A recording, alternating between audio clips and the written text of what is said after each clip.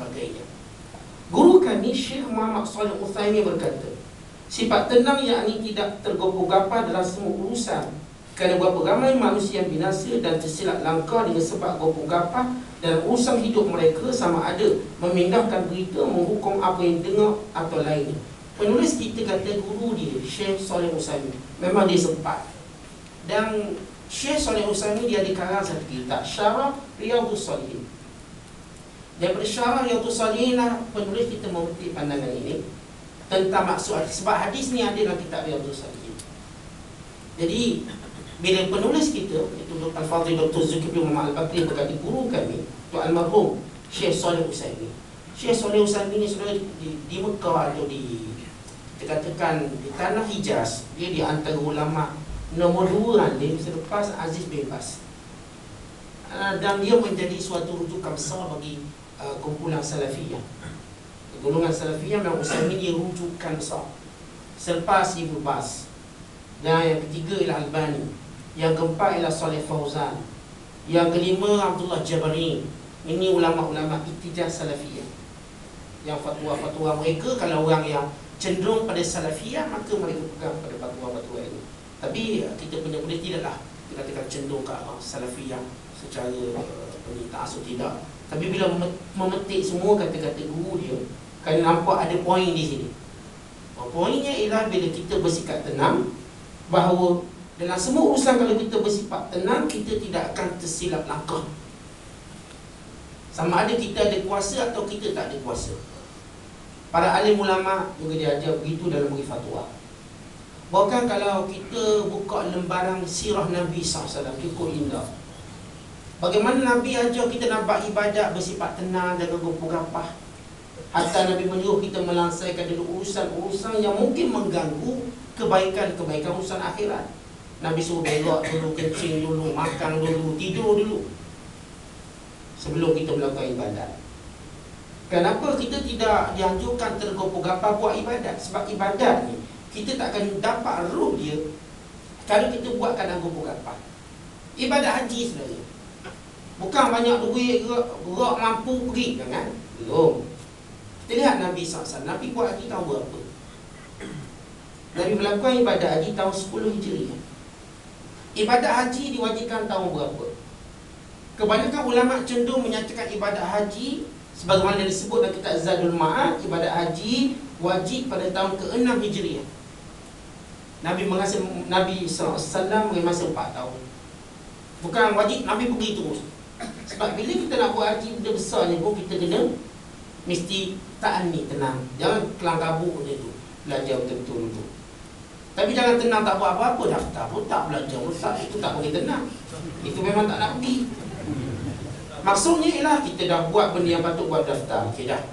Daftar ada key dah duit banyak mana. Kemudian kita mula belajar. Belajar peringkat demi peringkat. Kemudian supaya kita mampu pergi haji dengan sempurna. Tak perlu kita buat haji 3 kali, 4 kali, 5 kali. Kalau dengan sekali kita buat sempurna jauh lebih hebat. Kalau dengan sekali kita sempurna. Tapi oleh kerana biasalah kita ni tempat macam ni, orang kita semua jadi macam nak sangat. Jiwa dia macam terbang nak ke Mekah. Walaupun persiapannya tak seberapa, akhir dia pergi, dia buat kesilapan. Sebab itu disunatkan kita memperbarui haji 5 tahun sekali. Kerana mengambil kira kesalahan itu mungkin berlaku. Betul. Zaman-zaman saya muda dulu, sekarang ni pun tak tua lagi lah. Zaman saya belajar kat Mesir, so cerita buat haji menangis nak pergi ni, rasa nak melompat ni. Tapi kita akui masalah persiapan, persediaan kita. Ambil belakang kita baca, lepas tu tanya sahabat, kemudian jumpa dengan doktor, jumpa profesor, tanya nak pergi. Memang melompat-lompat kita nak pergi. Tetapi kita belajar satu perkara, bahawa dalam bab ibadat sebagai sifat tenang cukup betul. Dan jangan kita kadang-kadang kita tengok orang tu tak sedia, ni pergi haji saya sponsor. Jangan. Kalau kita sponsor habis gitu duit. Kerana dia belum bersedia betul. Dia ikut dia nak pergi je. Tapi kita tengok dia bersedia atau tidak. Biar dia bersedia semua perkara, supaya di balik tak ada benda dia nak misal. Apa yang telah ditinggalkan, dan apa yang telah diperolehi, dan apa yang telah dihabiskan, dia tak misal walau sikit. Dan paling penting saudara, bila dia pergi sana, dia buat ibadat dengan betul. Dan itu dalam ibadat, dalam Islam. So tengok Nabi SAW senantiasa pentingkan kualiti. Hatta kalau orang tu mengantuk, Nabi suruh tidur. Orang tu nak kencing, nak berak, Nabi suruh kencing, berak. Hatta Nabi SAW pernah terlewat solat Jumaat kerana berak. Kalau habiskan urusan qada hajat, sehingga Abdul Rahman bin Auf menjadi imam. Lambat sangat. Sebab Nabi kalau dia tak akan tergesa-gesa jadi imam dalam keadaan tahan sakit perut, tak mungkin. Bila Nabi masuk dalam ibadat, memang dah tak ada benda lain yang mengganggu ibadat Nabi SAW. Dan itu tidak ajar pada kita. Hatta kita tak dianjurkan berlari masuk saf, tak dianjurkan. Walaupun kita nak kejar saf depan. Sebab apa? Kita akan dapat benda yang lebih memberi mudarat. Kita tak akan dapat kemanisan ibadat. Dan ini sebagai satu contoh kecil dalam bab ibadat. Dalam bab-bab yang lain juga banyak kita lihat. Kita tengok dulu ayat Al-Quran dan hadis-hadis Nabi SAW. Firman Allah Ta'ala dalam surah Al-Insan, Inna ha'ulai yuhibbuna al-ajilah wa yadharuna wara'ahum yawman thaqila. Sesungguhnya mereka, yakni orang kafir, menyukai kehidupan dunia, dan mereka tidak mempedulikan kesudahan mereka pada hari yang berat, yakni hari akhirat. Sabuni berkata, sesungguhnya mereka di kalangan musyrikin melebihkan dunia daripada akhirat sehingga mereka tenggelam dan dalam kelazatan yang fana. Saudara, dalam banyak-banyak benda yang bersifat gopoh gapah, yang paling buruk sekali ialah kita mencintai dunia dan membelakangi akhirat. Orang cinta dunia ni memang dia ada sikap gopoh gapah. Sebab apa? Dia cuma nampak dunia, dia tak nampak akhirat. Akhirnya siang malam dia untuk dunia. Akhirnya sudah kita lihat kiblat dia hanya dunia, cita-citanya hanya dunia. Walau nanti seluruh badannya menjadi makanan ulat dan cacing dalam kubur, nanti segala harta akan ditinggalkan. Allah Ta'ala menamakan perkataan ajilah, yakni gopoh gapah tu ialah dunia. Orang yang pandang dunia ni sebenarnya orang berjiwa gopoh gapah. Dia cuma nampak yang dekat-dekat, dia lupa akhirat. Sebab itu kalau dia susah sikit kat dunia, Masya Allah, seolah-olah khasirat dunia wal akhirah, macam dah tak ada benda dah bagi dia. Susah akhirat dia tak peduli sangat, sebab dia tak ada cita-cita untuk akhirat. Kalau susah dunia sikit je, susah dunia. Long tak lulus dia bunuh diri. Long tak lulus, long payah lulus, serabut dah dia. Dia kalau ada masalah sikit dengan isteri, masalah sikit dengan anak-anak, seolah-olah kita nampak macam dia nak bunuh diri. Kecewa. Sebab kiblat ni hanya dunia. Orang ni orang yang sukakan benda segera. Semua dia cerita segera, dia tak nak cerita pahala, dia tak nak cerita syurga. Sebab urusannya setiap hari segera, bab segera. So kita tak nak jadi macam orang macam ni. Sebab bagi orang beriman, oh kita ada akhirat. Akhirat ini milik orang beriman. Firman Allah Ta'ala, wa minan nasi man yaqulu rabbana atina fid dunya wa ma lahu fil akhirati min khalaq wa minhum man yaqulu rabbana atina fid dunya hasanah wa fil akhirati hasanatan wa qina adzabannar. Di kalangan manusia hanya ada di kalangan mereka yang hanya meminta dunia sahaja, mereka tidak ada bahagian di hari akhirat kelak. Di kalangan mereka ada yang meminta dunia dan akhirat, dan mereka senantiasa berdoa, ya Allah, lindungilah kami daripada azab api neraka. Tapi minta dunia di sini, kata Hasan al-Basri, ialah mereka minta ilmu atas dunia untuk mereka kenal Allah sampai ke akhirat. Itu maksudnya. Bukan minta dunia tu yang mereka nak kaya, tak. Mereka nak ilmu, supaya harta mereka ambil itu halal, supaya pangkat yang mereka peroleh ini berkat. Anak-anak, zuriat-zuriat yang mereka dapat itu yang memanjangkan pahala mereka. Mereka nak ilmu yang dekatkan mereka pada Allah. Bukan mereka nak kaya tapi tak ada ilmu. Akhirnya mereka boleh kekayaan daripada sumber-sumber haram, syubhat yang mewujudkan kesombongan, mewujudkan korun-korun baru, abad baru. Tapi mereka nak ilmu. Dengan ilmu mereka kenal Allah. Sesudah itu saudara, mereka ambil balik dunia dengan cara yang lain daripada dahulu. Kalau itu proses pendidikan pada sahabat. Kita lihat pada sahabat yang asal kaya kat Mekah, pergi Madinah miskin, ambil masa kaya balik. Tapi kaya kali ini berbeza dengan kaya di Mekah.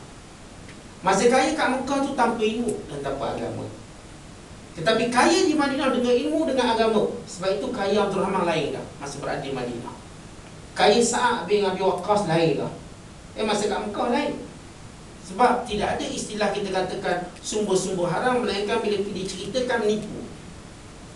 Tapi riba dibenarkan. Belum ada lagi ayat riba masa itu. Sampai ke Madinah baru bermula ayat riba. Dan perkara lain yang berkait dengan ekonomi. Sebab kat Mekah ni pertahankan akidah je. Para sahabat saudara sanggup tangan kosong. Akhirnya mereka sampai ke Madinah dengan tangan kosong, tapi jiwa penuh dengan ilmu, dengan akhirat. Dan mereka kembali mengambil dunia, tapi kali ini mengambil dengan jiwa yang penuh dengan agama. Sebab itu cara mereka ambil berbeza. Lihat apa yang dikatakan oleh Uthman bin Affan pada musim kemarau.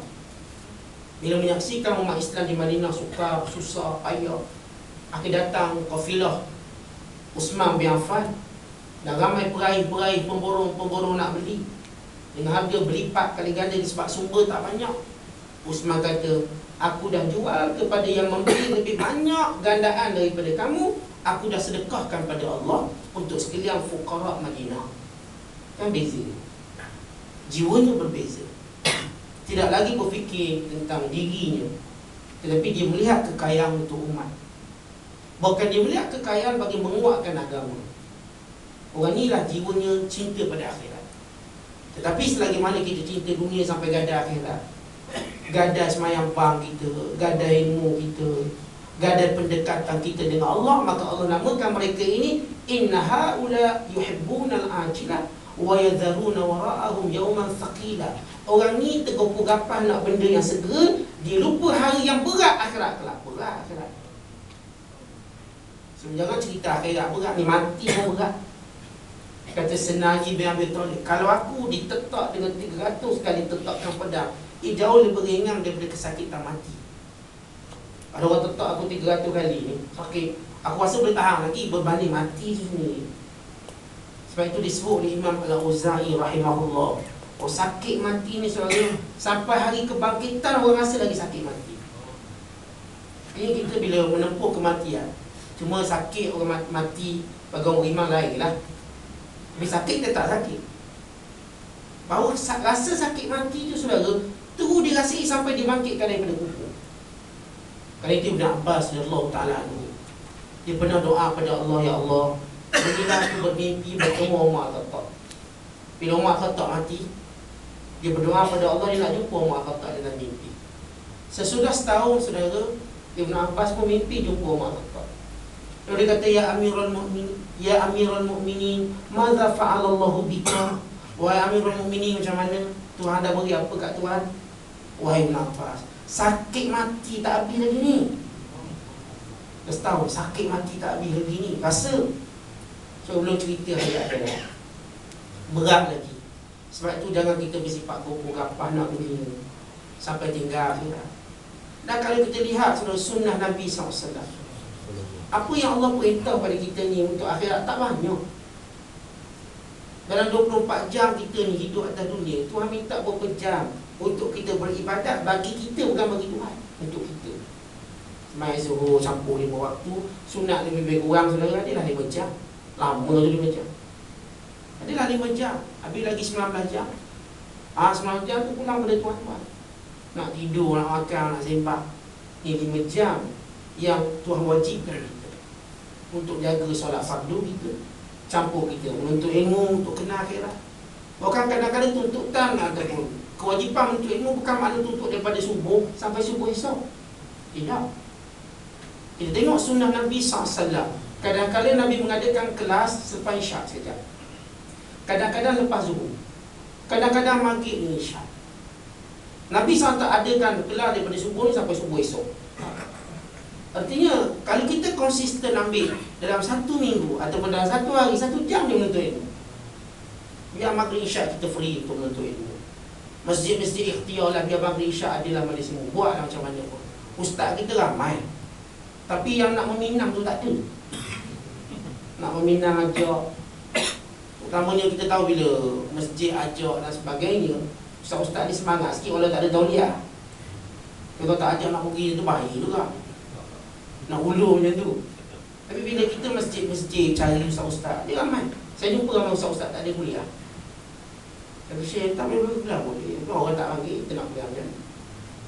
Ada masjid banyak lagi kosong waktu kuliah. Saya katakan kalau setiap kampung, setiap tamak, sejam je 1 hari kita ambil untuk menuntut ilmu, insya-Allah Saya tak katalah mencukupi, tapi kita adalah panduan. Walaupun dia cuma baca 2-3 hadis ke, dia urai lebih kurang, tak apa. Kita paling kurang setiap hari kita ada komitmen untuk menuntut ilmu.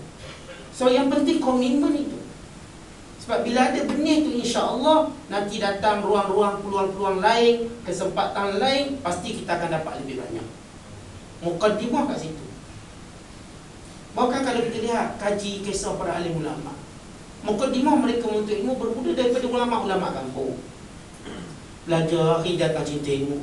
Tok Guru kata, aku tak boleh hajar dah, sebab ilmu aku habis dah. Kau pergi jumpa wani.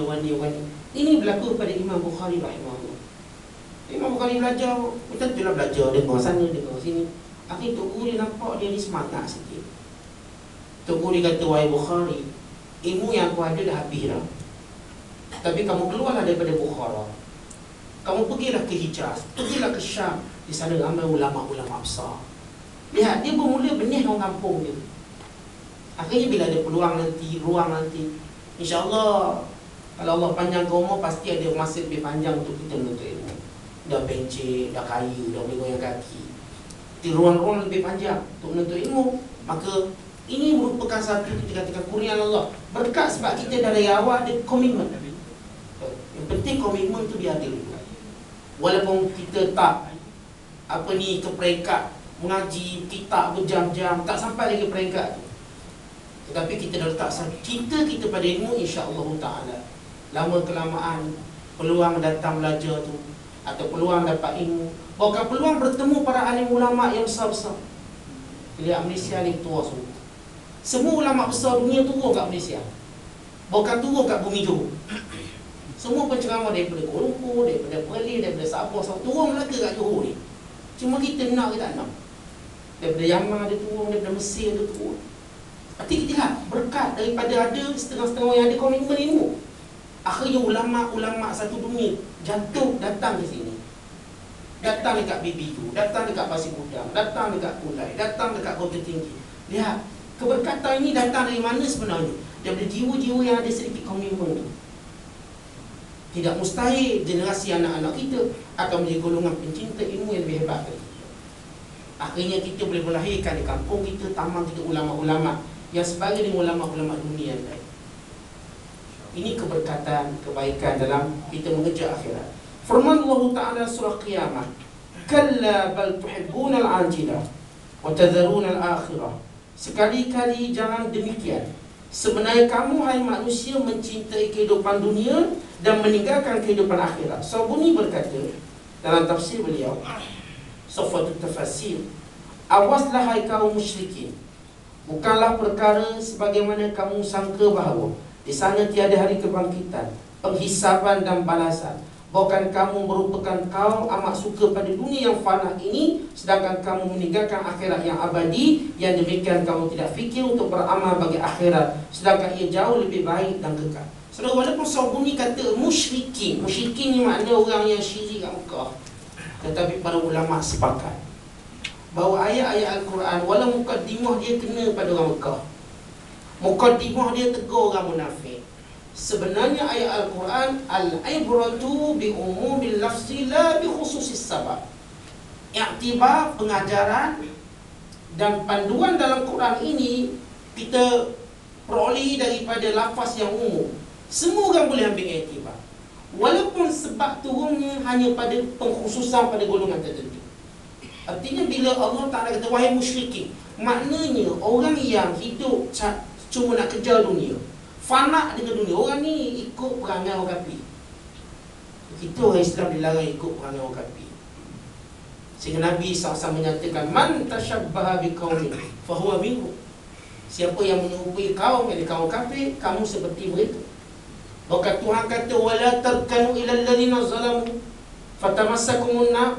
Jangan kamu ada kecenderungan kepada golongan-golongan yang zalim daripada kami, yang zalim pada ayat-ayat kami, nescaya kamu akan turut disentuh dengan api neraka. Jadi saudara, golongan yang cinta dunia sangat sehingga dia lupa bahawa ada hisab, dia lupa ada hari kebangkitan. Bahkan kalau dia tak nak ingat benda ni, saudara, cuba ingat yang paling dekat, dia akan mati. Oh, kita ni akan mati.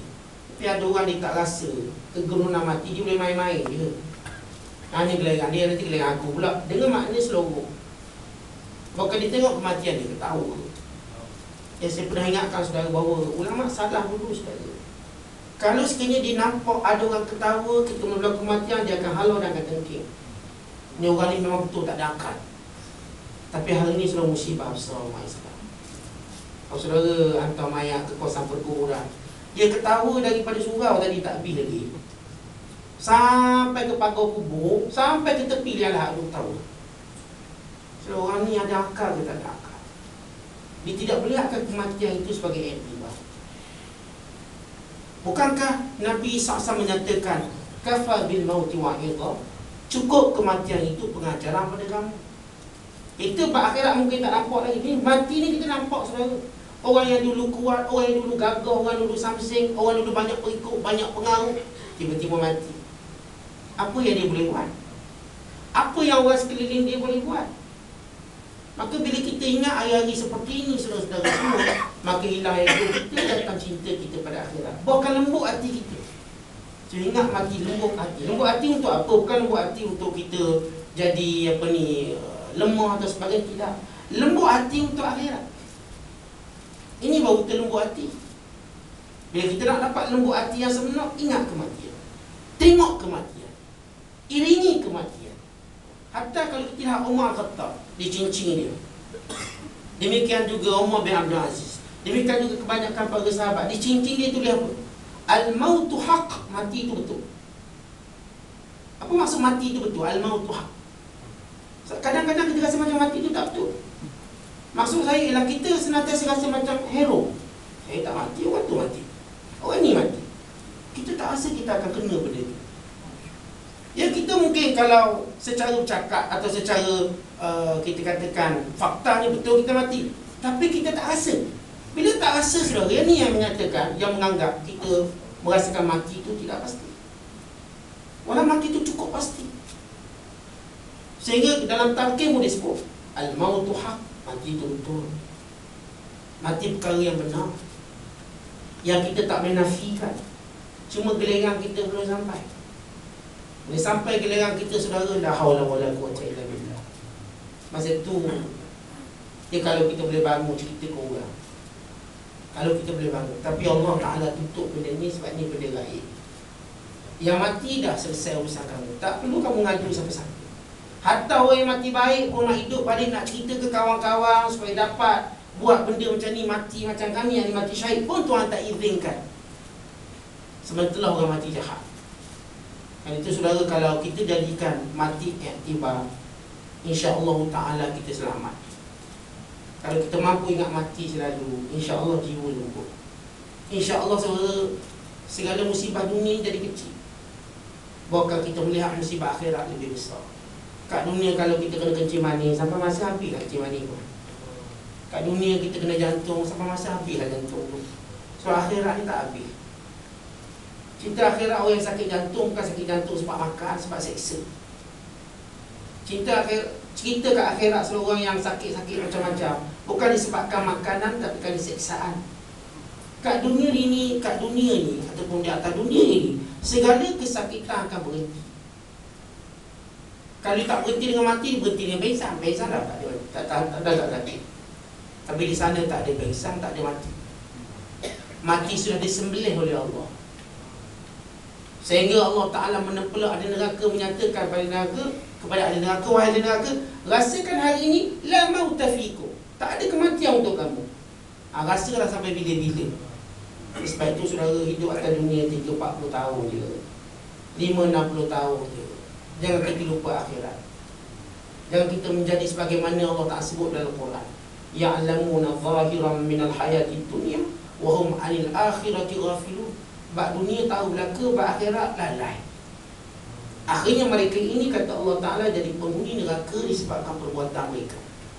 Dunia ni kita pandai sangat bimbang. Oh, bimbanglah kena dekat isu ni. Bimbanglah kena kenal orang ni, kena kenal orang tu. Bimbanglah saya kena baiklah dengan tu, betul-betul pakar.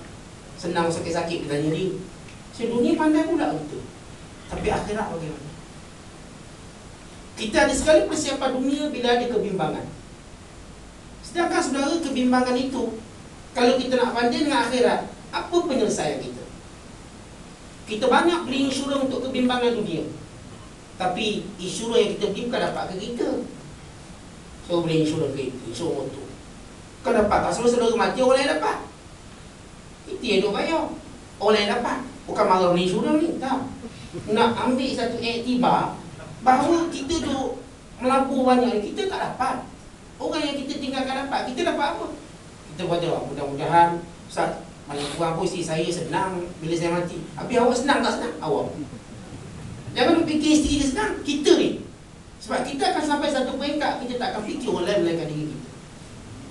Ingat, selalu jangan ingat orang dalam kubur fikir isteri, dia tak fikir dah, dia fikir diri dia. Dia tak fikir anak-anak, anak-anak kita pun tak fikir kita. Dia ada urusan dia. Isteri kita dah tak fikir kita.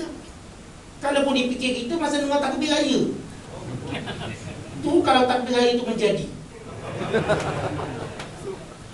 dia takkan ingat kita. Sebab itu sudah kadang-kadang kita buat banyak kerja sia-sia. Kita banyak menampung untuk orang yang ditinggalkan, tapi untuk kita kosong. Tak ada sesuatu pun untuk kita bawa di hari akhirat kelak. Kita duk sibuk kumpulkan harta untuk kita tinggalkan pada orang lain. Tapi apa manfaat kita? Itu orang yang bijak ni sebenarnya, dia hantar harta dia dulu sebelum dia pergi. Itu orang bijak. Orang tak berbijak so dia tinggal harta dia pergi dulu. Harta dia tak sampai-sampai lah, melainkan kalau zuriat dia baik. Zuriat dia baik ni, harta ayah ada sikit, kita pergi haji dulu lah. Buat haji pada ayah tak sempat. Kita pergilah hantar makanan sikit kat masjid surau. Kita dermalah kat madrasah untuk niat ayah, untuk mak. Ya, kalau harta duduk belakang, kalau dapat anak soleh okey lah. Tapi kalau anak semua pulang kampung, kita duduk tiga harta belakang, agak-agak dihantar tak hantar. Bagasi terlekat. Lekat kat airport je, tak sampai. Sebab itu saudara jangan harap orang lain. Selagi mana kita boleh bernafas, kita ada otak, kita ada akal, kita mesti berusaha dengan kita sendiri. Jangan harap orang lain. Andai kata orang lain nak hantar, alhamdulillah, tapi jangan harap ke dia.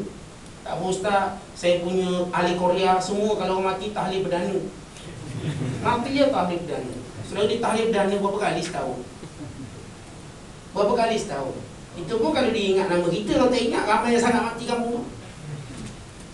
Atau kena cuti sekolah, tak ada orang buat tahlil perdana. Orang balik kampung lagi, cuti raya. Sebab itu saudara, kalau orang mengharapkan orang lain, sebenarnya orang ni orang paling lemah sekali. Dalam bab dunia pandai pula dia tak harap orang lain, dia buat sendiri pula ke. Tapi bab akhirat kita harap orang lain semayang untuk kita, puasa untuk kita, tahlil untuk kita, lemahnya kita. Walau Allah beri usia, Allah beri tenaga, Allah beri ilmu, buatlah sekarang. So tahlil lah untuk diri saudara sekarang. Banyakkan ucapan la ilaha illallah, banyakkan istighfar. Itu banyak kita buat. Berilah makan sekarang sebelum orang lain tolong beri makan bagi para kita. Kita buat sekarang. Pahalanya jauh lebih besar dan pasti sampai. Orang lain so kita tak berasa di tengah tali dia ingat ayam besar yang kecil. Lauk apa mana roti canai ke mi goreng. Kita takut mempengaruhi, kita tak kata dia tak ikhlas, kita takut. Kita takut dia datang tali sebab nak makan ni. Tadi tak bunyi, tapi masa makan tu bunyi wah. Kita bimbang, saya tak duduk orang tahlil ni, kita bimbang. Untuk kita letak suatu sikap, jangan percaya orang lain untuk buat akhirat kita. Biar kita sendiri. Andai kata ada orang yang bermurah hati, Allah buka pintu hati saudara-saudara kita mendoakan untuk kita, itu tambahan. Tapi bukan itu yang pertama. Yang pertama kita. Biar itu tambahan. Ada imam ingat kita, dia buat tahlil untuk kita, dia pun doa untuk kita, itu sebagai tambahan.